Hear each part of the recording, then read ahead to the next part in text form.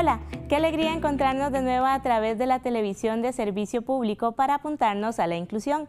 Arranca una nueva edición de Nexos, producción de 15 UCR. Les saludamos Yuri Muñoz y María Fernanda Jiménez desde la Universidad de Costa Rica. Le invitamos a acompañarnos la siguiente media hora. Comenzamos de inmediato. Ganadora del Oscar Humanitario, Oprah Winfrey es una de las periodistas más reconocidas del mundo. Hoy es nuestra estrella del mes. Conozcamos más sobre su historia en la siguiente nota. Ella es la famosa periodista Oprah Winfrey, nacida en Estados Unidos, específicamente en el estado de Mississippi en 1954. Esta presentadora de televisión tuvo una infancia marcada por la violencia, la cual influyó sus objetivos profesionales al punto de dedicarse a mejorar las condiciones de vida de otras personas. Para sus 19 años, Oprah entraría en contacto por primera vez con el mundo de la comunicación como reportera en una estación de radio de Nashville. Desde este momento ya era notorio su carisma y sensibilidad para comunicarse con las audiencias. Eso le valdría para ser contratada como presentadora de distintos programas de televisión, en los cuales su presencia generó un aumento considerable de espectadores. En 1986 se estrena su programa más famoso, el show de Oprah Winfrey, que por medio de entrevistas alejadas del enfoque controversial mediático, alcanzó más de 25 temporadas, ser emitido en 120 canales distintos y llegar inmediatamente a 10 millones de telespectadores. Para 2011, la reconocida periodista abrió su propio canal de televisión, Oprah Winfrey Network, y pocos meses después, la Academia de Artes y Ciencias Cinematográficas anunció que Winfrey sería galardonada con el premio Oscar Humanitario, como reconocimiento a sus labores extraordinarias en causas humanitarias. Siempre he sentido como si hubiera un llamado en mi vida, y respondí a ese llamado. Lo obedecí y escuché, y la razón por la que tener 70 años se siente tan seguro y bien es porque no tuve que dañar a nadie en el camino. No solo no dañar a las personas, sino que pude llevarles mucha felicidad. Sin duda, una mujer fuerte que, a pesar del contexto en el que creció, cambió su realidad y así impactó positivamente su entorno, llegando a millones de personas. Recuerde que en nuestras redes sociales puede encontrar todos los contenidos que le mostramos aquí en el programa, así como contenidos exclusivos de la web. Nos encuentra como Nexos UCR en Facebook, Instagram, YouTube y TikTok. Algunas semanas atrás le contamos generalidades sobre las características de los perros de servicio o asistencia. Hoy ampliamos este tema para conocer los distintos tipos de certificación que deben tener los perros de apoyo emocional o los perros de asistencia para personas con discapacidad.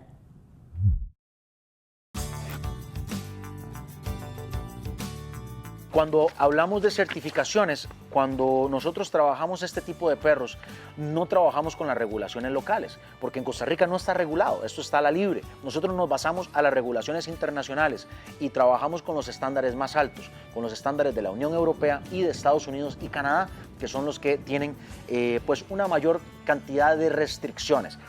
Lo primero que tenemos que tener en cuenta es que el perrito tiene que contar con un microchip y tiene que contar con un registro oficial, ¿ok? Que demuestre que este es el perro que es de mi propiedad y que va a estar trabajando. Eso es lo primero. Lo segundo que tiene que tener el perro es una certificación oficial de que fue entrenado para la labor. Este perro fue entrenado tantas horas, cuáles son las labores que realiza, totalmente comprobables. La persona también lleva una capacitación de cómo manejar su perro, de cómo darle mantenimiento, de cómo darle cuidado, de cómo manejarlo adecuadamente, incluso cómo darle recreación. Porque este perro, desde que se certifica como perro de servicio, deja de ser un perro normal. Ya él no tiene contacto con personas de manera directa porque, recuerden, un perro de servicio o un perro de trabajo no se toca, ¿ok? Si ustedes ven a un perro lazarillo en la calle, un perro que está trabajando, no se toca, es un perro que está trabajando, ¿ok?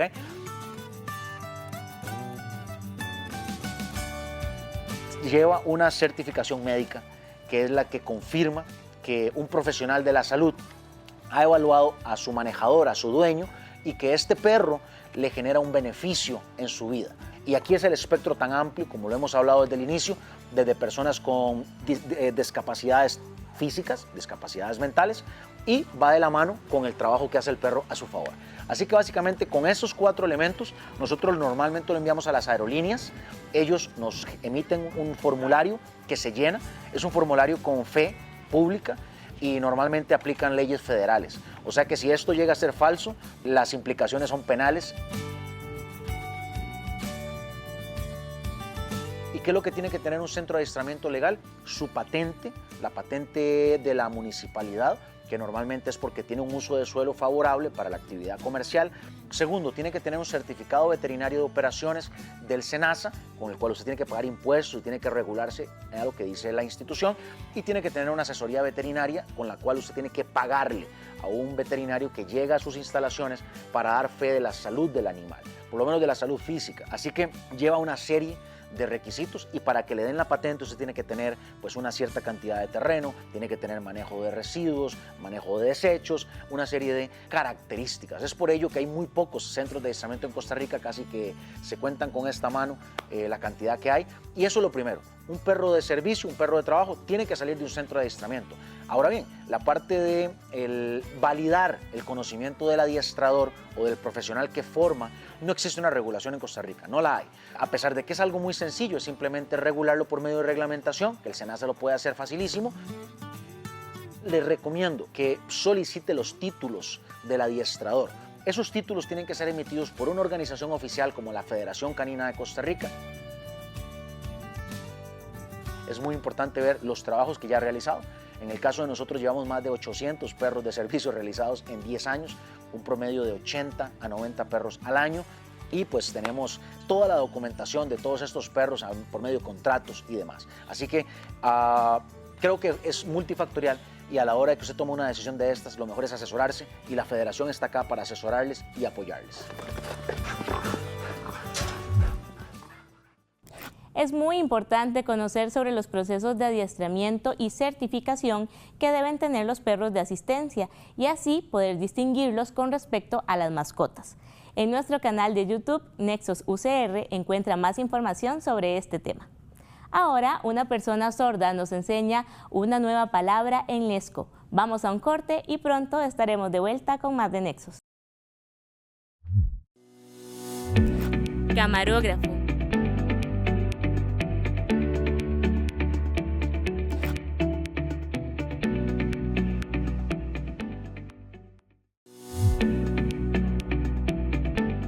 Estamos de regreso en Nexos, el programa de televisión costarricense que desde el año 2003 promueve una sociedad más inclusiva para las personas con discapacidad y personas adultas mayores. Hoy en nuestra entrevista en estudio hablaremos sobre el proceso de certificación de la discapacidad psicosocial y también sobre cómo determinar que una condición asociada a la salud mental deriva o no en una discapacidad.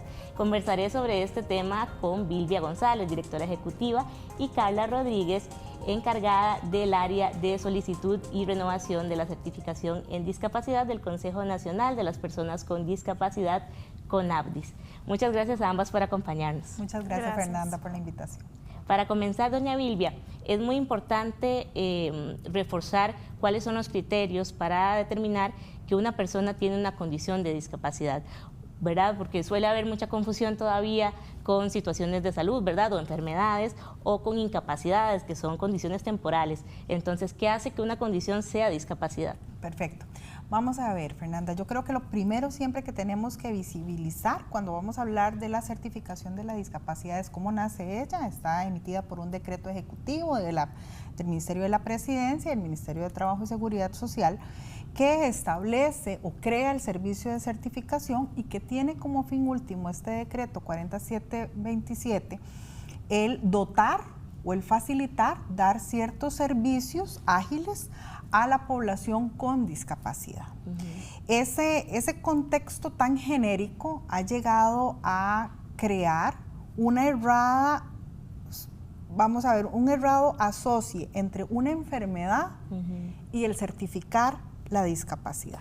Y tal vez ese es el primer punto, ¿verdad? El Consejo Nacional de las Personas con Discapacidad lo que certifica es una discapacidad del entorno, o sea, el entorno genera la discapacidad a la persona, no es la persona que tenga una situación por médica o clínica que sea lo que le hace una persona con discapacidad. Ese es el primer punto. El segundo punto es el que está asociado a las condiciones médicas y a las de entorno. Nuevamente, puede ser que una persona tenga una condición de salud, pero esa condición de salud no es sinónimo de emitir una certificación de discapacidad, o la persona con discapacidad puede sufrir algún tipo de diagnóstico clínico, pero esa no es la razón por la cual se le emite la certificación de discapacidad. Aquí tenemos que tener eso muy claro y también llamar un poco a la población en general a hacer ese análisis previo a acudir a la generación de un servicio de certificación de discapacidad. Por ejemplo, voy a decir algo muy rápido. Dentro de los beneficios que se da con la certificación de discapacidad podría ser la obtención de un espacio de reserva en parqueo, o, ¿por qué no?, un espacio también reservado para efectos laborales. Entonces puede llegar alguien que dice, bueno, yo tengo un problema de visión, se me diagnosticaron con miopía, con astigmatismo, y ya con eso voy a ir a que me den una certificación de discapacidad para ver si puedo optar por un puesto de reserva en uno de estos 5% que están en las distintas instituciones. Inmediatamente llegan nuestros servicios, desafortunadamente esa va a ser una gestión que va a ser de plano rechazada, ¿verdad? Porque podría ser que no podría ser, de hecho, no es una situación de entorno que le haga o que le genere una discapacidad. Y que también es importante, ¿verdad?, que dependiendo de la persona y cómo interactúa con el entorno, como lo dice doña Vilvia, una misma condición clínica puede desencadenar o no en una discapacidad. Recordemos que tiene que ser una condición permanente y además que incida en las barreras que encuentra la persona en su vida cotidiana, y tampoco puede recibir tratamiento.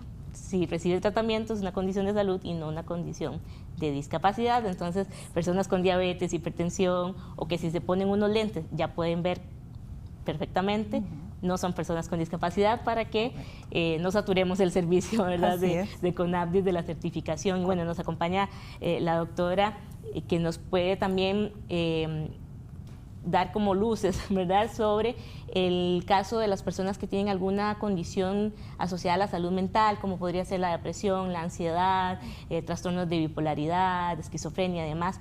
Muchas veces, al no ser físicamente identificable esta condición, no se logra identificar tan fácilmente como si una persona en silla de ruedas, por ejemplo. Entonces, doctora, ¿cuándo una condición asociada a la salud mental desencadena en discapacidad y cuándo no?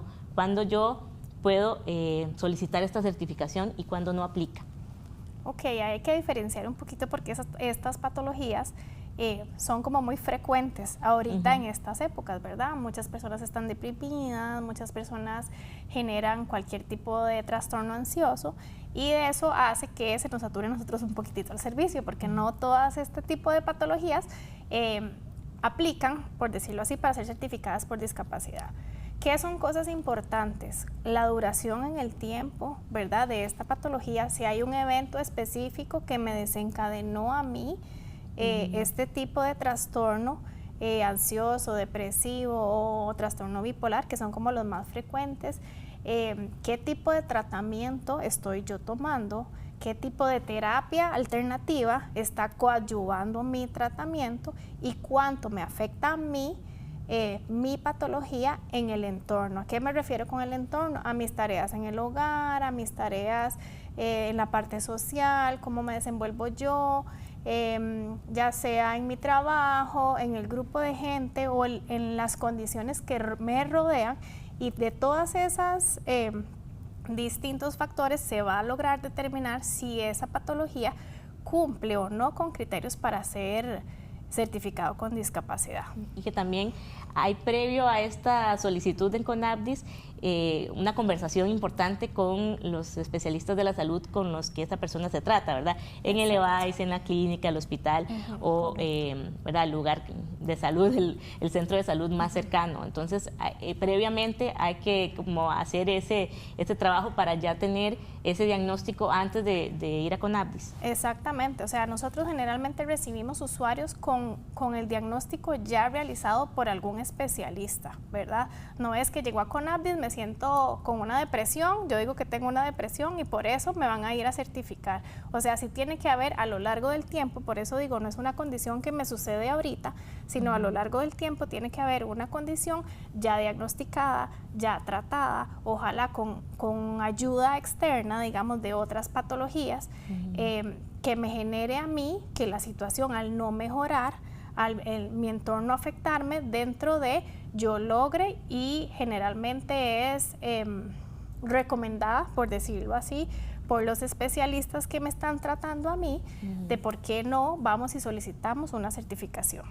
Y también, doña Vilvia, es importante llamar la atención de las personas usuarias una vez que ya tienen la certificación, porque, por ejemplo, si una persona es una persona sorda, tiene su certificación como persona con discapacidad, pero no necesariamente requiera un espacio de parqueo reservado, sino que es para acceder a la totalidad, ¿verdad?, de los ajustes razonables que se hacen en el Estado para las personas con discapacidad. Entonces, también es importante que las mismas personas usuarias se informen y accedan a los servicios que están dirigidos a las particularidades de esta persona, ¿verdad? Así es, y has dado un punto fundamental para nosotros. Recordemos que la institucionalidad es rectora, ¿verdad? Y estamos muy lejos, o por lo menos desde junio del año pasado, estamos sobre una línea de erradicar el asistencialismo. Entonces, lo importante acá es efectivamente ese mapeo previo, ¿verdad? Esa concepción previa de realmente estoy en los parámetros para la acreditación de una certificación de la discapacidad, eso es uno, y dos, que una certificación de la discapacidad, como acabas de poner este ejemplo que me parece interesantísimo y es muy, muy atinado, no necesariamente me va a dar el acceso a algunos de esos beneficios, no necesariamente, porque por ejemplo, si hablamos de los parqueos de reserva, ya la ley de tránsito, incluso la misma que emite el CONAPDIS para este tipo de certificaciones, establece claramente que estamos en presencia de una gestión totalmente aparte. Ciertamente podría tener una conexidad, pero no necesariamente. Tiene que tener. Así como una persona sorda con su certificado de discapacidad puede exigir el acceso a la LESCO, a comunicarse en la LESCO, y una persona usuaria de silla de ruedas no, ¿verdad? Entonces es importante también que la certificación no es tan general. Exacto. Aunque se hable de una persona con discapacidad, los servicios y los recursos de apoyo son distintos. Pues les agradezco muchísimo a ambas que nos hayan acompañado y esta pinceladita de este tema tan importante, ¿verdad? Y llamar la atención sobre eso, no todas las personas con discapacidad son iguales, hay una gran diversidad, y en el caso de las discapacidades psicosociales muchas veces se enfrentan barreras al no ser una condición tan visible. Muchas gracias a ambas por venir. Muchas gracias. Gracias. Y antes de ir a nuestra segunda pausa, le queremos recomendar una nueva cuenta de redes sociales en la que una persona con discapacidad o una persona adulta mayor produce contenido para Internet, para así apuntarnos a la inclusión también desde la web. Pronto volveremos con el último bloque de la edición de hoy de Nexos. Onde quer que tenha bolo quente no forno, um chazinho a esperar a gente. Onde quer que o clima peça abraços em torno, pra alguém que quer um presente, sempre. O sol reluzente dá pra vida contorno, brilha cintilante como joias e adornos. Ansiosamente a gente aguarda o retorno e torna a encontrá-lo contente, porque no fundo, no fundo, no fundo nós sente que o mundo sozinho seria entediante. O amor é o tempero que o faz interessante e só se prova coletivamente. Mas continue em frente. Por onde for, saiba só o amor. Pode ser água, terra, semente e tudo de bom. Tudo de bom. Por onde for, saiba só o amor. Pode ser água, terra, semente e tudo de bom. De bom, tudo certo, tudo certo. Tudo de bom. Tudo de bom. Onde quer que a lua lhe acompanhe quietinha, numa rede sua, numa tarde quentinha.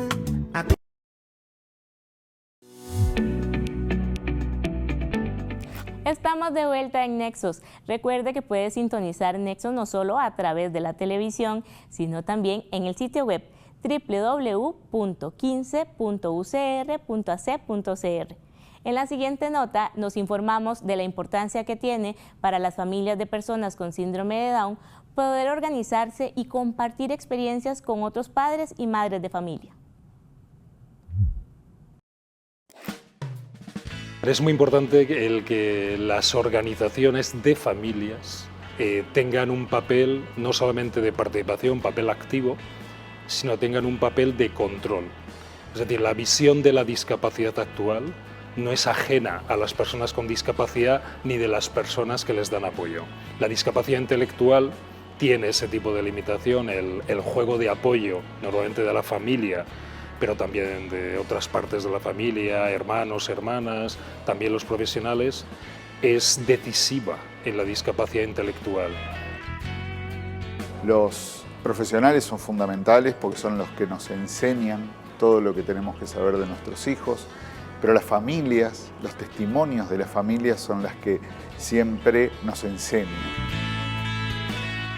Nosotros, por ejemplo, tenemos un programa que se llama Papás Escucha, Abuelos Escucha, que somos familiares que vamos en el momento del nacimiento de una persona con síndrome de Down a ver esa familia, a contarles cómo es esto de tener un hijo con síndrome de Down. Y ellos ya escucharon al médico que le dio la noticia, pero es tan tranquilizador poder hablar con las familias, ver cómo pasaron por ese momento, cómo salieron fortalecidos. La capacidad de autoafirmación de la persona con discapacidad intelectual, precisamente por su naturaleza de limitación intelectual, no va a poder con todo como en otros ámbitos de discapacidad. Entonces ahí las familias en forma de organizaciones son relevantes. ¿Por qué organizaciones? Porque la discapacidad, tal como la entendemos en estos momentos, es un concepto social de cambio de toda la sociedad en todos los aspectos. Escuchar esos testimonios, sobre todo para las familias que recién empiezan a transitar este camino, y escuchar a jóvenes como los nuestros que cuentan que viajan solos en metro, en colectivo, que van a trabajar, que hacen su vida autónoma, es muy esperanzador para muchas familias, es muy enriquecedor. La discapacidad intelectual no es que rompa la cuarta pared, como dicen los actores, no, es que rompe la quinta y todas las dimensiones posibles, porque nuestra sociedad es diferente cuando se ve bajo los ojos de una persona con discapacidad intelectual. Y el ser un profesional que da apoyo, que interviene, que actúa, que hace posible que eso pueda ser posible, bueno, es una satisfacción enorme realmente. Nuestro país fue sede de un torneo abierto de golf para personas ciegas. En este evento, además de la presencia de diversas figuras internacionales de este deporte, se realizó una clínica en la que personas con discapacidad visual pudieron aprender lo básico sobre la versión adaptada del golf.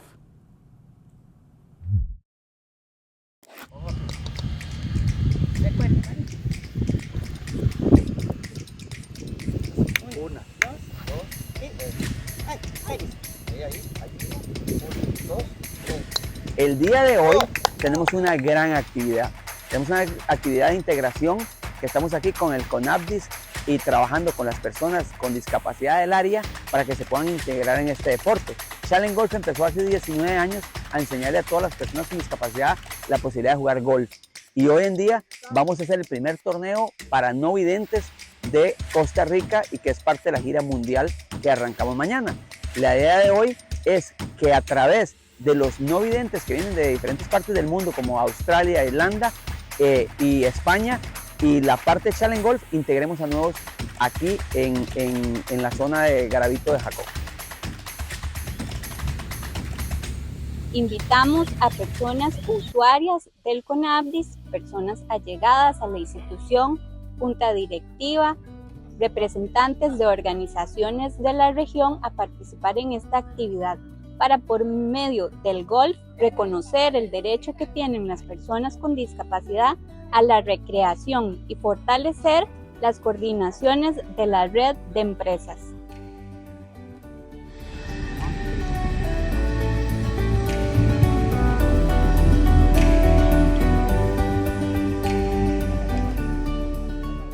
Y bueno, me encuentro aquí en Costa Rica por primera vez para disputar el campeonato de Costa Rica.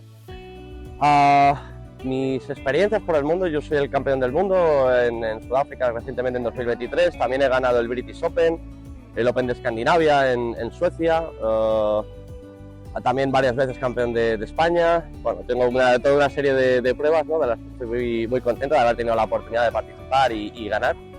Y aquí en Costa Rica sobre todo ilusionado, ¿no?, un poco por lo que hemos encontrado, por lo que estoy viendo hoy. Creo que estamos alrededor de 60, 70 personas y es fantástico, ¿no?, lo que se ha organizado, el ambiente, cómo está todo hecho, y la verdad es que no podría estar más contento. O sea que muchísimas gracias a todos, de verdad.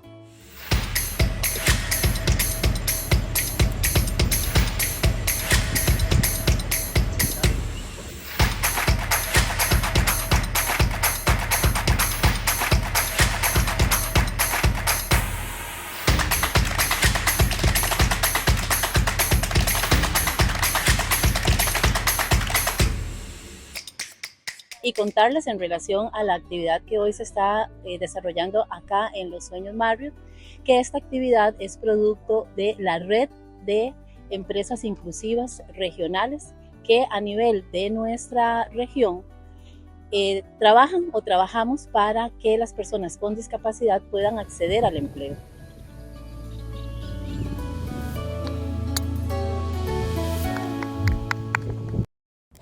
Llegamos al cierre de la edición de hoy de Nexos. Le agradecemos muchísimo su compañía, tanto a las personas que nos acompañan desde hace más de 21 años y que han sido parte de Nexos desde sus inicios, como a las personas que nos acompañan por primera vez.